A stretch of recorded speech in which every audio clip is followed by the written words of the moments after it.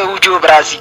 بیا یا د امام ابو حنیفه ووایه تقلید کوم په دې خبره کې، او یا ووایه رسول الله صلی الله علیه وسلم په پلانکي زګین کې ویلي چې امر دپاره د وجوب راځي.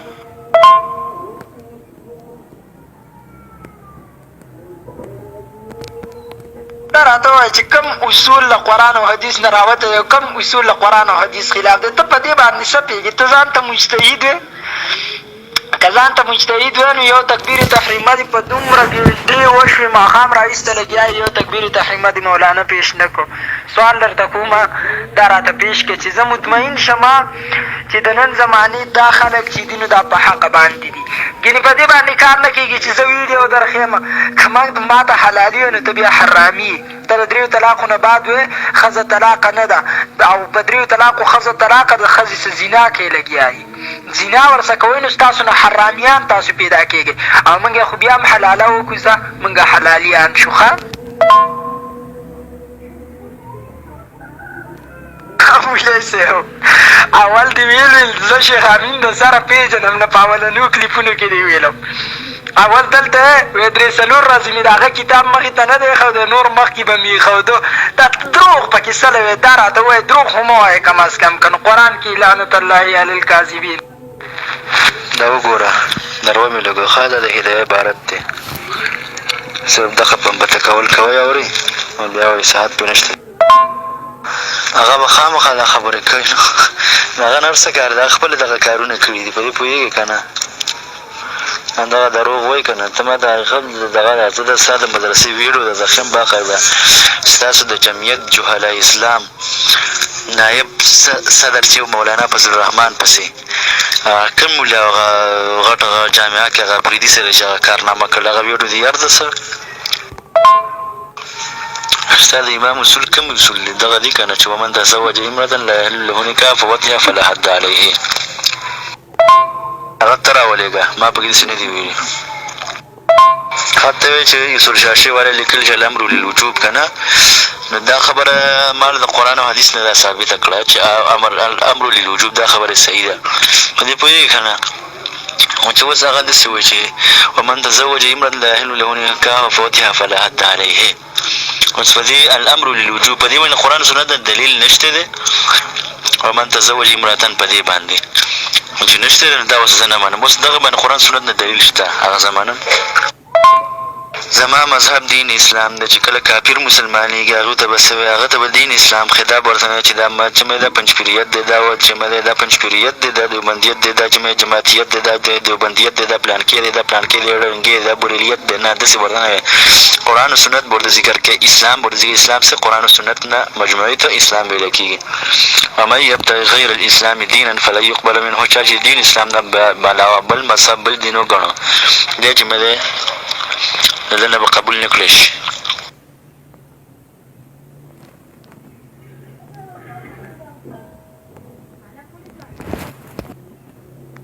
مولانا صاحب زه خو درس کې وم اوس راوزګار شوم تا چې دا کومه مسله رالیږل ده د خدای بنده لږ ته دې ته سوچ وکړه ته د دې معنا وکړه دا څومره ځای دی چې کیر خطې تاو کړل او نیم ځای دی بیا اخوا پرېښی دی.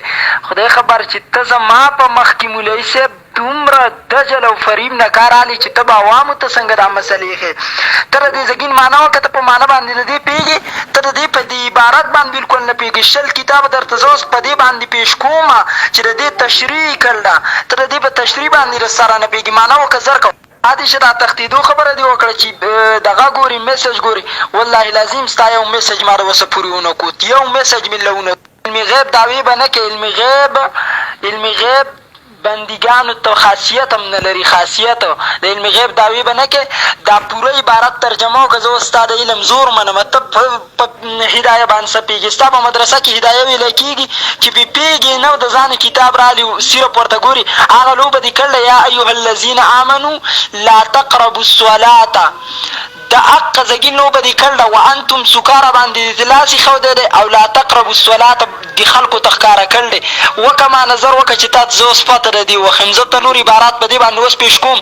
او دویمه خبره دا ده چې تختمو د الامر للوجوب دې ویل دی تکبیر تحریمه فرض پېش کړه تا ورته فرض ویل دی که فرض یې نشي پېش کولی زما د امام ابو حنیفه قواعد او د هغه اصول به نه رالي که نشي پېش کولی بیا دویمې مسلې ته ځو امین ته زر کوه د دې جوابات را اخوا دې خوا طرف ته به نه ځې، ما ته ستا دلته مولیان معلوم دي. زه چې په کم زګین کې یم اوس به درته هغوی در ولېږم، د هغوی کردار به درته دلته د خلکو د خولو نه وښیمه. که اخوا دې خوا ته به ځې نه، دا د ښځو کار دی چې پیغورونه کوي. مثلا شروع کړله تکبیر تحریمه ته دې فرض ویلی نه شي ښوده، انشاءالله تا قیامت به یې ونه ښې.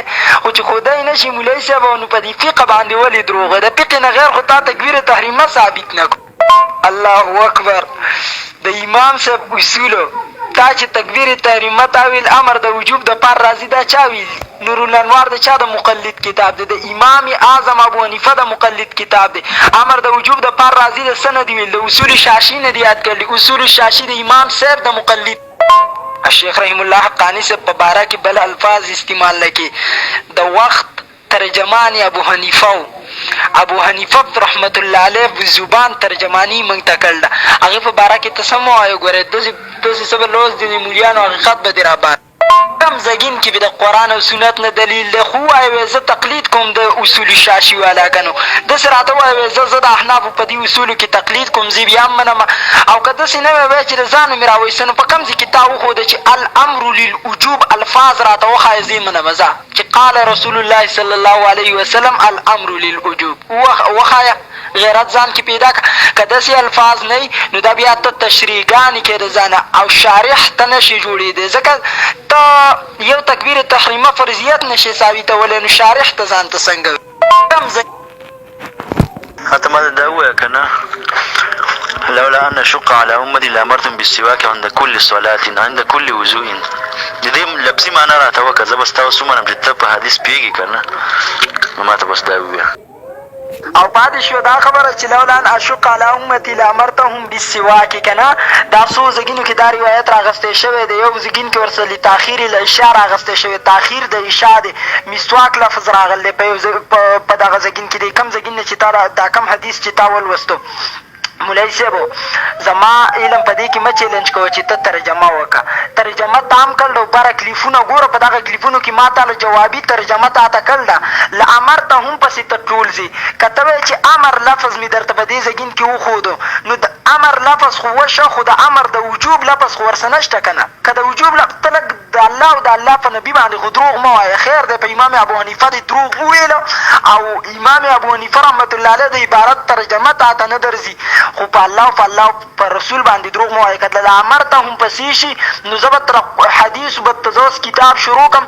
په نیمو زګینو کې به له امر ته هم راغلی، په نیمو زګینو کې به له امر ته هم نه راغلی او امر به راغلی. نو په کم زګین کې چې له امر ته هم امر راغلی، نو ته به په دې ټیم کې امر د وجوب دپاره دی، او په کم ټیم کې چې نه راغلی، نو هلته به ته وایې چې امر د وجوب دپاره نه دی، چې له امر ته هم لفظ نه راغلی. که داسې که نو زه ته نور حوالجات شروع کوم. شاباس رډي کې د بخاري روایت څه به څه وی، د مسلم روایت سره چې عبدالله بن عباس فرمایي کان الطلاق الثلاث عند رسول الله صلی الله علیه وسلم، چې طلاق ثلاثه دا د رسول الله په زمانه کې چې مسله کانت واحده، دا به یو حسابېده. او په دور ابوبکر کې دغه رنګې په اولنۍ 2 کاله چې مې د عمر بن خطاب کې دې څه به څه کوي. ښه صحیح شو، زه دغه نه سزا حلاله مې سره ومنله ستا په نیز باندې، زه د جایز شو. نو بیا خو دا نه دی مقصد، خو دا نه چې داسې چکلې د مدرسو نه سازي کړي. مدرسو کې مو له اډې کولاو کړي، مدرسو کې مو له کمرې سازي کړي، دغه چکلې هم سازي کړي. دغه زنا بیا چا ویل ده، د عمر بن خطاب قول د نه یار دی. هغه وایي که چا ما ته محلل له راوستو، نو زه به چې مې دواړه به رجم کړمه. زه خو ستا کتاب هم زه ګورم، او هر چا کتاب هم زه خو دې ته نه ګورم چې دا شیخ امین کتاب دی، دا پلانه ما اصول شاشي مې کتلې ده، هدایه مې ویل ده، کتلې مې ده. دغه اوس په ټبلیټ کې را سره دغه کتاب دی سید احمد ملتاني پنجپیري منکر حدیث، هغه ګورم. هغه هم چې مې ځان د دیوبندۍ پنجپیری وی. اوس ستاسو د احنافو د مفتي ندیم کتاب دی، هغه ګورم. داسې د فتاوی حقانیه چې مې د شیخ رحم الله هغه ګورم. هغه هر کتاب ګورم. دې ستا څه مقصد دی؟ څه چولو د نبي علیه الصلاة والسلام په دور کې طلاق ثلاثه یو حسابېده، د ابوبکر په دور کې، د عمر رضی الله تعالی عنه په دور کې 2 کاله 3 طلاق یو حسابېده که نه، او بعد کې بیا څو حسابېده. د دې جواب را الله او پاتې شو د چکلې خبره. نو دا ستا د کامبټ یو دی هغه دا چغې وخي هغه ویل دي که نه هغه دا خبره کړله او د هغه یو کلیپ ما ته چا ورولی و. که دا تا ثابته کړه مولوي صاحب 50,000 روپۍ دله انعام در کومې 50,000 روپۍ څه به د کویت او د سعودي روپو ته ناستې زه بله در د شیخ رحیم الله حقاني صاحب د کتاب نوم پتا وه حقانیه نه د مولوي صاحب هغه احقاق الحق دی. او پاتې شو د موږ دا کتابونه کاته نو هدایه ته ما ویله هدایه چې تا ویله ما ته پته ده چې د هدایې نه غیر تاسو مولیان نشئ جوړېدی او جوړ به ستاسو یو عالم هدایه وایي نو بیا مولا کېږي. مولانا وکالوي رحمت الله علیه واقع ذکر کړله فرمایي وایي یو کس وی د پنجاب په یو ګراوند کې بیان کاوه چې انشاءالله مې زه به د پاکستان نه د فقه حنفي جنازه وباسم. وی یو میلمه ورته کور ته راغی په هغه ټایم کې وی ښځې ته ویل چې ښځې چای وکړه میلمه را سره راغلی وی ښځې ورته ویل چې سړي چای کومه خو په شوده چې کوم دي پیو کې راته مچۍ لګېدله. هغه وی کله یو طرف ته وایي چې دا شوده پاک دي که نه دي او وی کله یو طرف ته منډې وایي کله بل طرف ته منډې وایي. بیا راغی هدایه را واغسته په هدایه کې لیکلي چې ها شوده پاک دي. نو یې ښځې ته ویل چې دلیل راته پیدا شه شوده پاک دي چای پکې وکړه. ما ته پته ده د هدایې نه غیر تاسو مولیان هم نشئ جوړېده. او پاتې شوه ستا کتابونه چې څومره زه ګورم د نوم اهل حدیث چې ځان ته د دې نوم دعوه کوي والله لازم که د حنفي عالم د علماو نه غیر د هغه کتاب هم مکمل جناب دا وګورئ که نه د دجل او فریب دی که نه د دجل او فریب دې ته ویلی کېږي چې ستا د کتاب ستا حواله تا ته پرته پیش کړي او تا ته وښیي چې ستا د کتاب پلانکۍ صفحه باندې پلانکۍ نمبر کرښه هم درته تاو کړي. ته خو هسې پېژنې ما ته پته ده دغه لفظي معنی به هم دلته نه د هدایې هسې تش په نوم وایي چې لکه هدایه ښکته پورته او پلانکۍ او ډنګۍ د فقې کتاب دی. ما ته پته ده دغې الفاظو هغه لفظي معنی به هم ته ونه کړي. زه ته نه رشه د دغې لفظي معنی وکړه ستا پته ولګي چې تا علم کړی دی که نه دی کړی. بل به دې خبره ځان پوهېږه دغلته چې به دی لیکلي دي چې لاکن دغه دی یوجب عقوبتن چې مې دله به سزا ورکولی شي.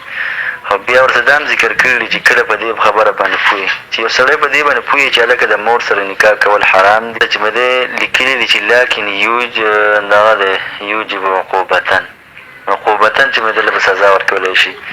او بیا ورته دا هم ذکر کړي دي چې کله په دې خبره باندې پوهېږي چې یو سړی په دې باندې پوهېږي چې هلکه د مور سره نکاح کول حرام دي د خور سره نکاح کول حرام دي د ترور سره د لور سره د ورېرې سره دې سره نکاح کول حرام دي. او بیا هم دې ته علم شته معلومات ورته شته او سره دې نه بیا هم د هغې سره نکاح وکړي او د هغې سره بیا زنا وکړي په دې باندې حد نشته دی. الله به نه وروسته وګوره که نه لکن یوجب عقوبتن وعالم بذلک په دې باندې چې مې دته معلومات هم وي یو سړی داسې کار وکړي نو په ده باندې حد نشته دی. نو دغه ستا فقه ده که نه ستا اصل حقایق چې مې دغه دي که نه د سوچ کول استغفر الله یا الله دونه دروغ ویل ستا یو میسج معنی کړی دلته چې مې د الله به نس ډایرکټ به راغی آنلاین لاندې به نښې چې مې څنګه ما میسج درولې ډایرکټ به دې سته وکوته شنې نښې به پرې راغلې نو یا به څه دروغ وایم یا به د موبایل دروغ وایي نو اوس دې پته نه لګي.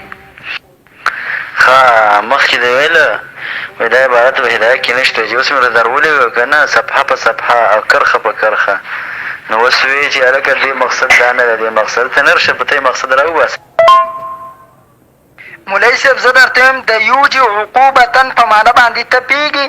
یوجي عقوبتن تعذیر دی د قتل پورې چې چا دا کار وکړي امام صاحب وایي قتل یې کوي قتل ته په معنه باندې د دې زګین پوهېږي که صرف عبارت ترې کتل دي یوازې حد نه دی قتل امام صاحب ذکر کړی د ټولو نه غټه سزا امام صاحب ذکر کړله او جي ته راته ووایه څه سزا یې ده قرآن او حدیث. ما ته د الله فضل سره حدیث مې درته پیش کړو ته یې منې نو ستا دماغ کار نه کوي. ما درته ښه وویل چې د الله او د رسول الله امر دپاره د وجوب دلیل لولا ان اشق على امتي لامرتم بالسواك عند كل صلاه عند كل وضوء د رسول الله صلی الله علیه وسلم امر دپاره د وجوب دی. وجه دا ده چې رسول الله تاسو مشقت راځي که ما حکم کړی وي خو رسول الله حکم نه دی کړی نو ځکه فرض شوی نه دی مسواک وهل نه دی د وجې نه په موږ باندې دا فرض نه دی. او رسول الله صلی الله علیه وسلم عربي ته ویل چې اذا اقامت الى الصلاه فکبر کله چې مانځه ته ودرېږي نو بیا تکبیر کوه الله اکبر وایه. ما درته ویلي چې در مختار دا خبره لیکل ده چې کم سړي د دې اراده م وکړه هغه کافر دی په دې باندې اراده در مختار کې دي ویکون التعذیر بالقتل کمن وجد رجل مع امرأة لا تحل له تعذیر قتل سره دی چې کم سړي د هغه ښځې سره نکاح وکړي چې د ده دپاره حلاله نه ده نو قتل دی قتل مولوي صاحب ته یو زګین ګورې او بل زګین پرېږدي پوره فقه وګوره پوره فقه زه خو تاسو ته وایم هسې خو تاسو د فقې نه تښتئ که نو د دې وجې نه د امام صاحب د فقې نه تښتې چې امام ابو حنیفه رحمه الله د هغه په فقه باندې تاسو پوهېږئ نو چې یو کتاب کې معمولي شان زه وایي د هغې په معنی نه پوهېږي دا یوجب عقوبتون دې ولې پرېښې دی بیرته مسلې ته راشه د تکبیر تحریمه داسې اخوا دې خوا چې ته تښتې دا اوس ته ځان د دې نه خلاصې او د ځان خلاصولو ته دې زه مولوي صاحب نه پرېږدم مسلې ته راشه تکبیر تحریمه ته دې فرض ویل دی فرض په حدیث کې پیش که صراحتا که نه شي پیش کولی نو بیا وایې زه مجتهد یم اجتهاد کوم د ځانه نو بیا به زه تا چیک کړم چې ته څنګه